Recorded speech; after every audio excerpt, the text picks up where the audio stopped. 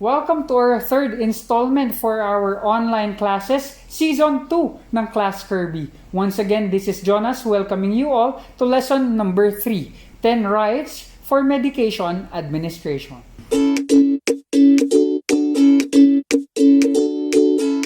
Allow me to present today's objectives for this discussion. Number 1, let's comprehend the rights for medication administration. Number 2 and number 3 will be for us to determine the do's and don'ts for medication administration. Now, before we start with the actual medication rights, allow me to reiterate or to discuss to you the responsibilities of us healthcare provider when it comes to medication administration. Number 1, syempre, we need to have an adequate, up-to-date information about medications to be administered. Mind you guys, pharmacology being an experimental science, every single pharmacologic companies are trying to come up with better, improved medications. And as healthcare providers or being the one providing our patients the medications, we should be updated on this particular medications, their active ingredients, what side effects are we expecting our clients, and what additional responsibilities are being added on how we are to provide this to our clients because some new ingredients has been also added to the formulation. We also need to have wisdom and judgment to accurately assess the patient's needs for medication, to evaluate responses of the clients to the medications that we have administered, and to plan appropriate interventions as indicated. Next, as I always remind everyone, patient education is one of our major nursing responsibilities where we are to provide the necessary information with regards to why are they taking that medication, how can they take that medication, and when this particular medication should be taken, how frequent that particular medication is to be taken. And also, we should inform them about the potential side effects and precautions when it comes to medication administration. Also, we need to have skill in accurate delivery of medication in the best interest of our patient. And also, all the medication administration actions that we have taken should be adequately and properly documented. So what exactly are the requirements in order for you to be efficient and effective in terms of medication administration?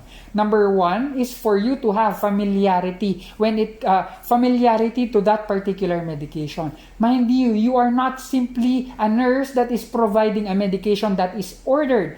You need to have an understanding, a knowledge or the theory behind what is inside that particular medication, what are the active ingredients, and how it can influence the body or the physique of your client. Dapat alam natin yon as healthcare providers. With that knowledge, we can come up with a plan. How are we to administer this to our clients? And when are we to administer this to our clients? We need to have a plan. After having a plan, you need to have the technical know-how on how you are to administer medication. I still remember the first time that I have provided a shot to a patient intramuscular deltoid. Because it was my first time, nervousness is kicking in, and because there is uncertainty in terms of my skill because it's not yet part of my skill sets. Okay, tendency is I will be nervous. However, as competent nurses in the near future, you will gain understanding and experience on how to perform these techniques, and accompanying those knowledge and developed skills is the confidence for us nurses that will be manifested through our actions. And lastly, we should educate the patient in order for us to gain their participation all throughout the nursing process. So now, we are ready to proceed with the different rights for medication administration. Unang-una, we should have the right medication. How are you to determine what is the right medication? You need to understand that the medication is being ordered by our physicians. And you will be handling multiple medications for multiple patients. That's why errors is highly to occur in our healthcare setup, especially if you are being bombarded with multiple loads with patients that are critically ill that will require critical care levels, you need to have the right medication. Number one is for you to confirm if you have indeed the right medication at hand. How? Number one is to compare the name of the drug prescribed with the label of the packages, the bottle, or the unit dosage. Titignan mo ang doctor's order and you will compare it to your actual medication that is at hand. Later on, you will understand that there are different names. So you are to check the names, the generic name, if they are the same, if the brand names are the same, or if there be any case that the brand names is different, if you have consulted your prescribing physician, if it's okay for you to administer the same generic name, however, different brands. You need to check the bottle and the unit dose because there are times because you are handling multiple medications, you might have put medication bottle A to the box of medication B. So there might be changes. That's why you always need to check the label of your medications. Never ever give a medication when the name of the medication is obscured in any way. You are a well-experienced, well-versed nurse, then you got this ampule, then upon checking the ampule, I'm familiar with this, all those green marks are pertaining to nalbuphine, Nubain. I will administer this to my client. However, that is not Nubain. That might be ketorolac or other medications that will have a similar presentation. And because you have relied on your experience and experience alone, that might result to a debilitating condition to your client. That might affect both his physique and worse, his entire life. Might that cause death? Worst case scenario, the reality is yes. That's why you never ever should give medications that the label is tampered with or destroyed or obscured in any way. Next, never give medication that other nurses have prepared. Mind you guys, this is the golden rule for us nurses. Whoever prepared the medication should be the one to give the medication. This limits confusion or alterations. Therefore, this will limit errors in terms of medication administration. Medication administration has been one of the major reasons or major areas for errors in the healthcare setup. That's why we would like to minimize as much as we can the errors. That's why never ever give a medication that other nurse has prepared. Kahit gaano pa ka-toxic sa area. Okay? You should not do this. Like, for example, okay, Nurse B, since you are busy, I will prepare the medications for you. Then you administer all the medications for all our patients. That's now how it's done. Again, who prepared the medication should be the one to administer medication. Number 3, never leave medication at bedsides unless specifically ordered by the doctor. A lot of nurses or healthcare providers are guilty of this. For example, it's only paracetamol tablet that you are to administer to your client. So the tendency is, hello patient A, my name is Jonas and I'm your nurse for today. This is your medication. I'm just gonna leave it at your bedside. Just take it after you have taken your lunch. Those are the usual practices of us nurses. However, what if the patient has a psychological problem? And instead of taking in the medication, she will just throw the medication and keep the empty wrapper as a proof that he have taken the medication. Will that be your responsibility as the nurse or the healthcare provider administering the medication? Yes. So what will you do now? You are to stay to your patient and give the patient. If the patient will not like you to open the medication ahead of time, then open it directly to their hand in order to eliminate any suspicion. They might be paranoid. So, in order to eliminate that suspicion, buksan mo mismo sa kanilang mga kamay. And upon taking the medication, you are responsible to check if indeed the patient has swallowed the medication. Because there are other patients that will put their medications sublingually, sa ilalim lang ng dila. And that might not provide you with the results that you are asking unless the medication is specifically ordered to be administered sublingually. That's why check if the patient have indeed swallowed the medication. Never leave it to the patient's bedside. Right number 2 is for you to have the right patient. Now you have the right medication and administered it to a different patient, that will still be erroneous in nature. Kaya dapat you have the right medication and the right patient. But how are you to determine if you have the right patient? Check for the patient's identity. How? Number 1, use the wristband. Determining or checking the wristband is the most accurate way in order for you to determine the patient's identity, because wristbands or identification bands are provided prior to them being admitted to your unit. And this is provided by the admitting section. Kaya errors are usually low. However, you can verify the patient's identity by asking the patient's name. You are to ask the patient's name in this manner. Hello, good morning, patient, or hello, good morning. Can I ask your full name for identification or for verification, please? That's the manner on how you are to determine your patient's identity. Not by, hello, good morning, Jonas. I'm your nurse for today, and let me again confirm your name. So if the patient has this psychological tendency to alter his identity, oh, you just said, I'm Jonas, while you're not Jonas. I remember my patient who, back when I was having my psychological or psychiatric exposure, my patient's name changed every single day. Day 1, his name is Rocky. Day 2, his name is Noel. Day 3, his name is Leon. He's having multiple names.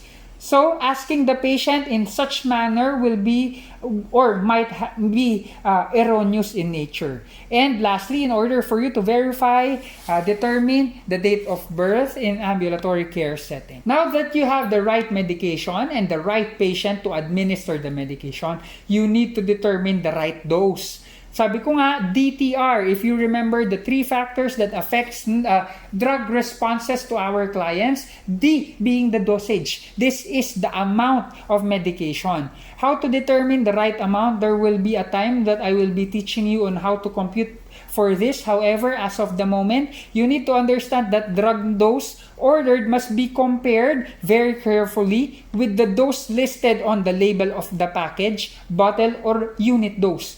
Why?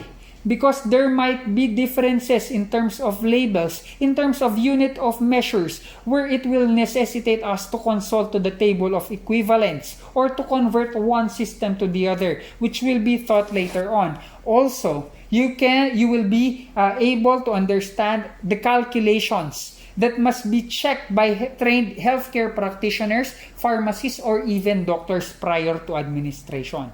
I remember one time, this neophyte nurse have seen the order to administer epinephrine. However, epinephrine is a potent sympathetic drug. He assumed that the order was epinephrine 1.0 ml, 1 ml for that matter. However, if you all know how epinephrine is being administered, it is usually administered with the fraction of tenth of an ml. Ibig sabihin 0.1. Because this nurse did not verify or was not careful in verifying the dosage or the amount of medication, the patient was given 1 ml of epinephrine via IV bolus. What happened to the patient? The patient have had tachycardia. And that particular scenario had been or evolved right away into a medical emergency. And only because the nurse or the providing healthcare practitioner was not able to have the right dosage during that particular time. So always be careful to the dosage, to the unit measures, and to the amount of medication that we are administering to our client. Now we have the dosage, we should have the right time.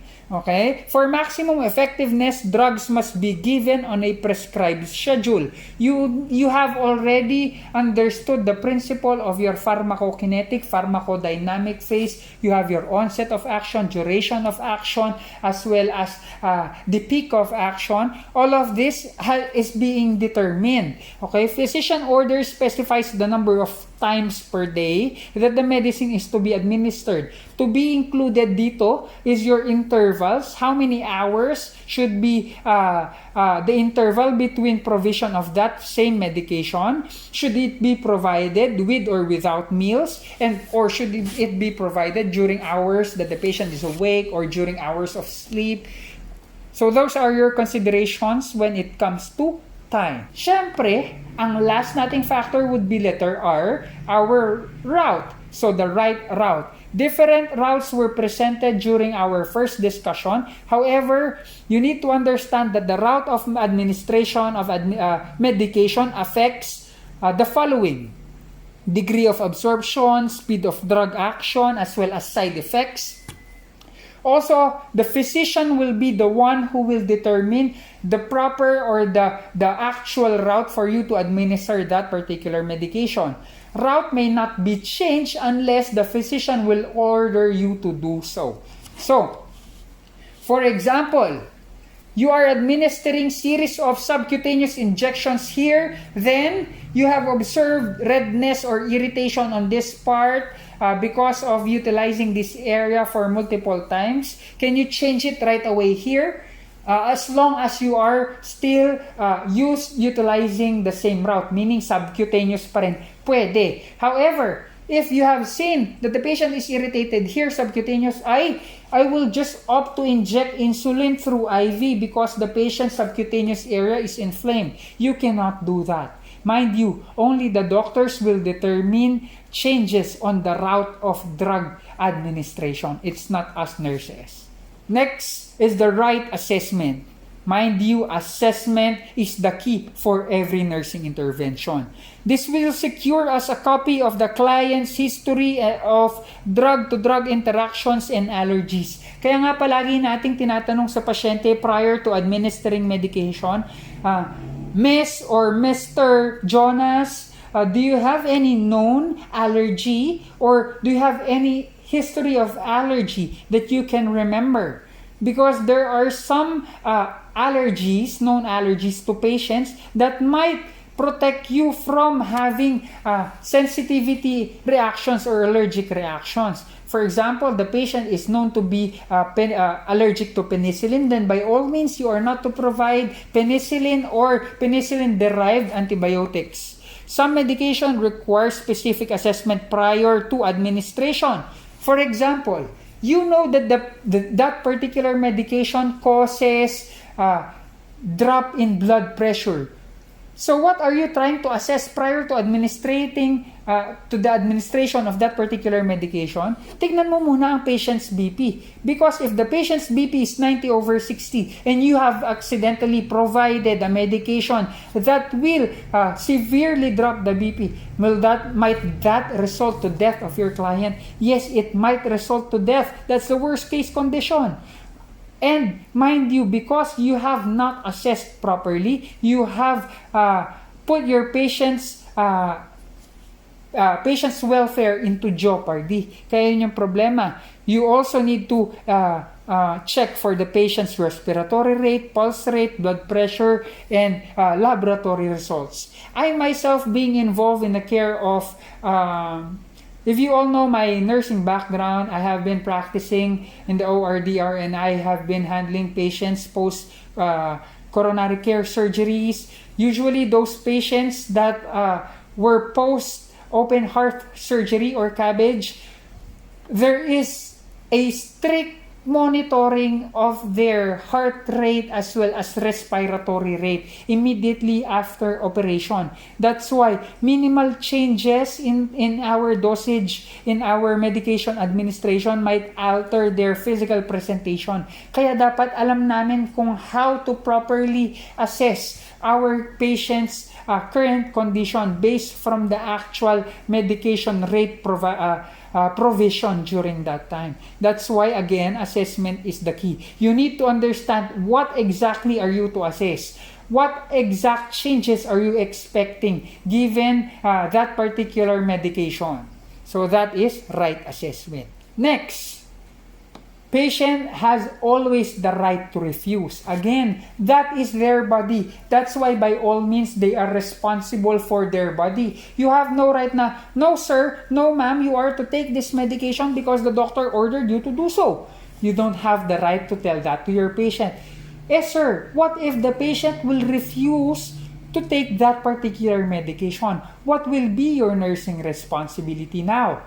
You need to reinforce the knowledge of your client because your client might have doubts and apprehensions because he or she does not know what that particular medication is. So make them understand.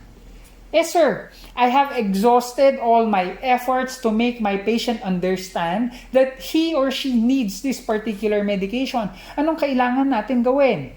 Document that the patient, despite having all adequate knowledge about this particular medication, still refused to have this medication taken in.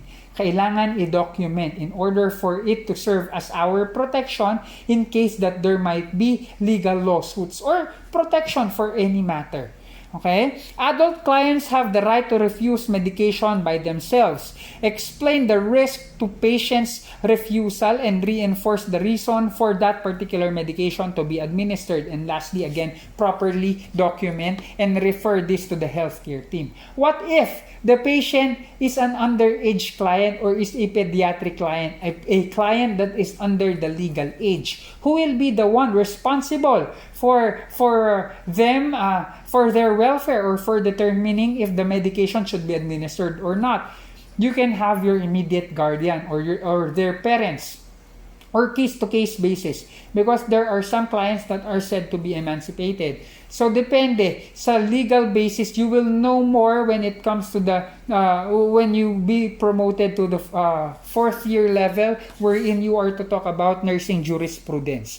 But as of the moment, all you need to understand is the patient has the right to refuse, and our responsibility as nurses, one is to reinforce their knowledge, and if in case, despite you reinforcing their knowledge, they still refuses to take that particular medication, then document it properly. Next is right evaluation. Evaluation is the key now to determine the effectiveness of the treatment being done to your patient. You should determine the patient's response to that particular medication as well as conduct follow-ups to determine nakuha ba natin yung gusto nating outcome? Did we arrive? Did we achieve to our particular outcome? Did the patient experience any side effect or adverse reaction or even sensitivity reaction after administering that particular medication? This will now be part of our evaluation done after us administering particular medication. And last, two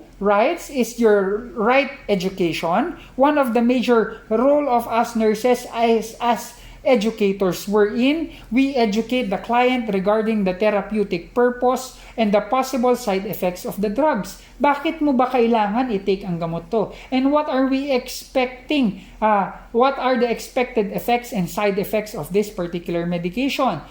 Are there any dietary restrictions? Is this particular medication taken in with an empty stomach or with meals?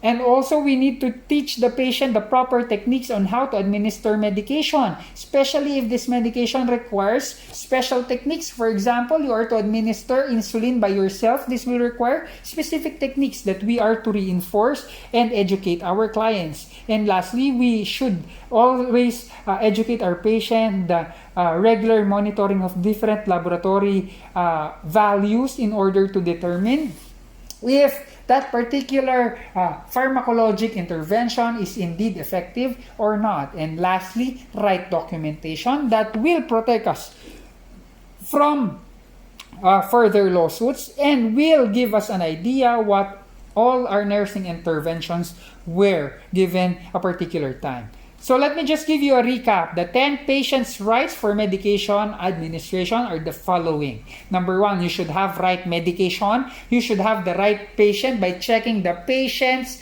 identification band. For the right medication, you need to check if the medication is correct 3 times prior to preparation, after preparation, and prior to administration. check the right amount or the right dosage, check the right time of the administration. You also need to know the right route. Again, the route is being prescribed by our physician. You are only to administer the medication. You need to also to determine, you also need to have the right assessment, that you need to acknowledge the patient's right to refuse medication administration. Also, together with assessment, you need to evaluate accordingly if the patient have indeed achieved your goal or if there are any untoward effects related to the medication that you have administered. And lastly, you have the right to document and right to educate the client. With that, again, this is Jonas reminding you that learning is always a fun experience. Goodbye, everyone, and God bless.